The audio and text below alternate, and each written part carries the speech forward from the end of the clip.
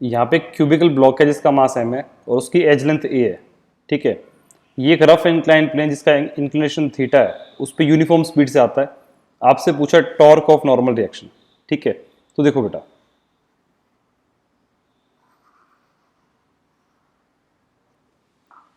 मैं अगर ऐसे क्यूब की बात करूं, क्वेश्चन कह रहा है कि यूनिफॉर्म स्पीड का मतलब एक्सेलरेशन 0। तो इस पे बेटा mg साइन थीटा ऐसे, mg कॉस थीटा ऐसे, यहां से फ्रिक्शन पीछे लगेगा और ये फ्रिक्शन mg साइन थीटा के बराबर होगा, ठीक है। अब बच्चों जब मैं इस सेंटर पॉइंट के अबाउट देखूंगा, इस पे एक नॉर्मल रिएक्शन और लगेगा, ठीक है। तो सेंटर पॉइंट के अबाउट जब मैं टॉर्क की बात करूंगा, तो बेटा ये बॉडी बिना रोटेट करते हुए नीचे आ रही है, ठीक है। It is moving down with an acceleration 0। तो होगा क्या, सबसे पहली बात तो ये mg साइन थीटा फ्रिक्शन के बराबर होगा, और दूसरी बात इसका mg cos theta normal reaction के बराबर होगा, ठीक है।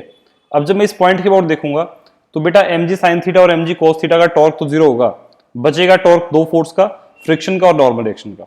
आप देख सकते हो इस पॉइंट के अबाउट फ्रिक्शन इसको ऐसे घुमा रहा है, तो बेटा इसके टॉर्क को बैलेंस करने के लिए नॉर्मल रिएक्शन कुछ ऐसे लगेगा, ठीक है। मैं कहता हूं ये नॉर्मल रिएक्शन यहां से x डिस्टेंस आगे लगा और ये हमने नॉर्मल रिएक्शन कुछ शिफ्टेड मान लिया, ठीक है। तो हमें इस नॉर्मल रिएक्शन का टॉर्क निकालना है। तो बेटा इस नॉर्मल रिएक्शन के टॉर्क को निकालने के लिए आप नॉर्मल रिएक्शन के टॉर्क की जगह फ्रिक्शन का टॉर्क निकाल सकते हो। क्यों? क्योंकि फ्रिक्शन का टॉर्क और नॉर्मल रिएक्शन का टॉर्क दोनों एक दूसरे को बैलेंस कर रहे हैं।